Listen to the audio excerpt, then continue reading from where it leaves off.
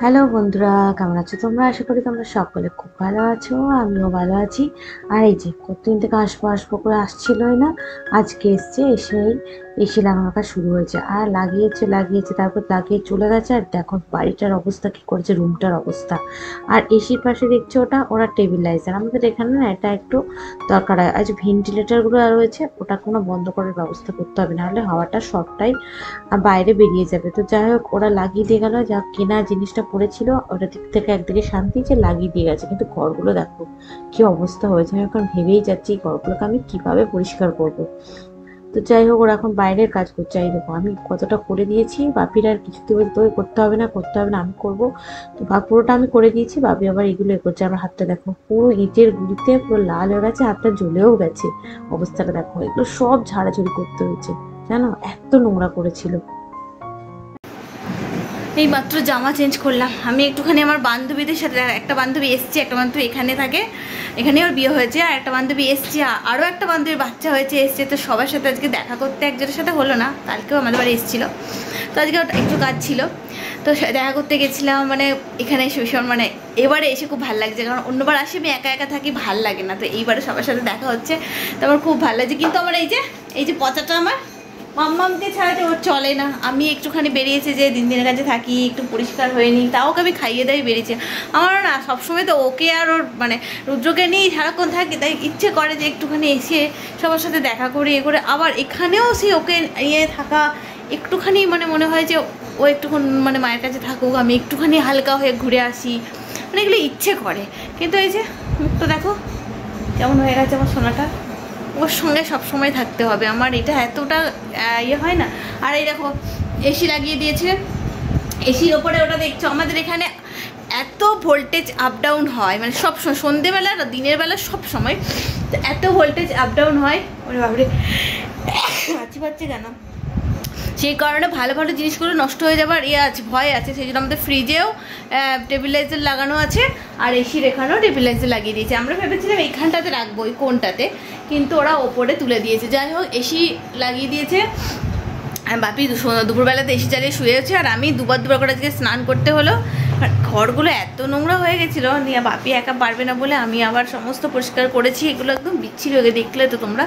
তো করে চান টান করে আবার এখন হাঁচি হচ্ছে, আমার ঠান্ডা লেগে গেছে। আর এখন বানাবো লুচি। আজকে আমাদের সবার লুচি, কাল মায়ের একাদশী, মা ভাত খাবে আজকে, বেটু ভাত খাবে, আমি আর বাপি লুচি খাবো।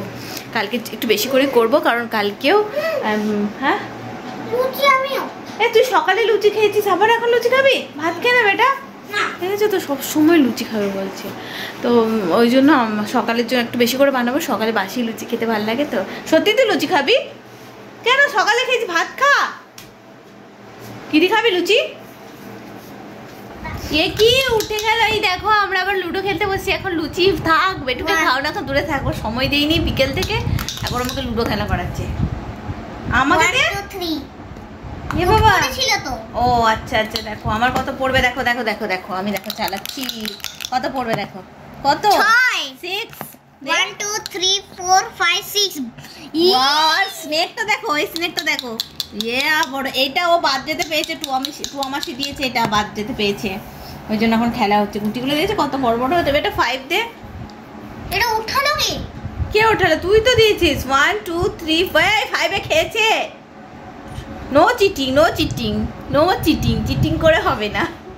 দেখো একদম হাড্ডাহাড্ডি লড়াই চলছে। এই দেখো বেটুর হচ্ছে ব্লু কালার, বেটু 2 এ উঠবে, আর আমি হচ্ছে 3 তে। কিন্তু এখন আমার কত পড়ে কত পুট দে বেটু, আমার পুট পড়েছে, বেটু এখন পুট দেবে। এবার আবার একটা 2 পড়বে, এই 2 পড়লো বলে পুট, আবার একটা পুট পড়বে, পড়লো বলে আমি, হলো না। এবার আমার বেটু দেখো, বেটু কিন্তু 2 পড়লে উঠে যাবে। 3, বেটু দানই দিতে পারবে না। দেখি আমার যা হলোই না, দূর। এবার বেটু 6, এখানে গিয়ে আর সব সময় আটকে যায়। 3, আমি পুটে, বেটু 2। এবার দেখো বেটু কাকে ডাকবে, আমি ডাকছি মহেশ্বর, আমার একটা পুট দাও, আমার 2। বেটু 2 দেবে না মহেশ্বর, এই দেখো মহেশ্বরকে ডাকছে।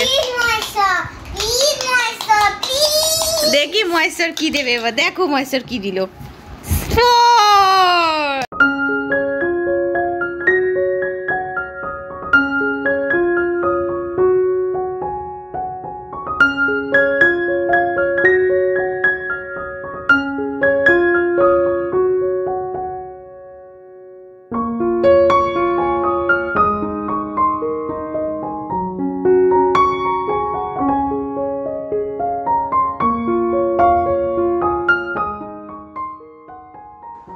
আজ রান্নাঘরের দায়িত্বটা আমার।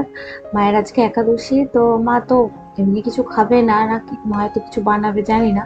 তো আজকে রান্নাঘরের দায়িত্বটা আমার। আমি ওদিকে বেটুকে পড়তে বসিয়েছি, আর এখানে সবজিগুলো কেটে রাখছি। দেখলাম যে ফ্রিজে সেরকম ভাবে কিছুই নেই, শুধু একটা বেগুন ছিল শুকনো, তাও সেটা শুকিয়ে গেছে। তো ভাবছি বেগুন ভাজা করে দেবো, আর বাপি তো বেগুন ভাজা খায় না, আমি আর বেটু খাবো। আর আলু ভাজা করে দেবো একটু বাপির জন্য, আর ডিম আলুর তরকারি। এটাই ভাবছি আজকে মেনু করবো। তো ভাতও বসিয়ে দিয়েছি, ভাতের সাথে ডিমগুলো সেদ্ধ করতে দিয়েছি, যে ভাতটা একবার ফুটিয়ে নিয়ে রাখবো আর কি। আর বেটু ওই দিক দিয়ে পড়ছে বলে বারবার আমাকে এদিক ওদিক ওঠানো, মানে ওঠা যা আসা যা করতে হচ্ছে। আর বেটুকে আজকে সকালবেলা না খাইয়ে দিয়েছিলাম, সকালে ঘুম থেকে ও দেরি করে উঠছে। তো উঠে ওকে আমি আজকে 2 দিন ধরে না লুচি পরোটা এইসব খাচ্ছে। তো আজকে আমি বললাম বেটু আজকে একটুখানি মুড়ি খেয়ে নে। তো তরকারি দিয়ে আজকে একটুখানি ওকে মুড়ি খাই, যদিও মুড়ি খেতে একদমই চায় না, বিরক্ত হয়ে যায়। কিন্তু আমি বললাম যে রোজ রোজ ওই লুচি পরোটা তো ঠিক না, সেই জন্য ওকে আজকে ধরে বেঁধে মুড়ি খাইছে। আর পরে আবার একটুখানি মিষ্টি আছে, ওটা একটুখানি খাইয়ে দেবো সেটাই ভেবেছি। আর এখন আলুগুলো ভাজা হয়ে গেছে, আর বেগুন ভাজা তুলতে যে কি সমস্যা হলো। আর আমার ট্রাইপডটাও গেছে ভেঙে, ভাগ্যিস আমি দেখেছি, না হলে যে আমার ফোনটাই, মানে যেটাতে ভিডিও করি সেটাই বোধহয় আমার ফোনটাই বোধহয় আমার ভেঙে যেত। তো আগে একবার এরকম হয়েছিল, তো সেটাতে মানে ওই বলে না সে ঘর পড়া গরু সিঁদুরে মেঘ দেখলে ডরায়, তো আমার সেটাই, ফোনটা যদি পড়ে যায় তাহলে খুব প্রবলেম হয়ে যাবে। তো যাই হোক, আমি আজকে দেখে নিয়েছি যে ট্রাইপডটা ভেঙে গেছে। তো দুটো বললো যে আমি অনলাইনে কিনে পাঠিয়ে দেবো, দেখি কি করা যায়। হয়ে গেছে রান্না, এই যে সব পরিষ্কার করছি। স্নান হয়ে গেছে আর বেটুকে আমার খাওয়ানো হয়ে গেছে। রান্না করলাম আজকে, দেখলে তো আমার আজকের লাঞ্চের মেনু। আর মায়ের আজকে জাস্ট বিপদটা হলো সকালবেলায়। মা এখানে ওয়াশিং মেশিনে দাঁড়ো এক সেকেন্ড, আমি কী করছি জানো তো, এখানে এই তেলটা পড়েছে না মা, এই তেলটা একটু ঢাকা দিয়ে রাখতে হবে। এইটা আপাতত দিয়ে রাখি জানো তো, পারছি না, এটা আপাতত দিয়ে রাখি, কি পড়ে যাবে না।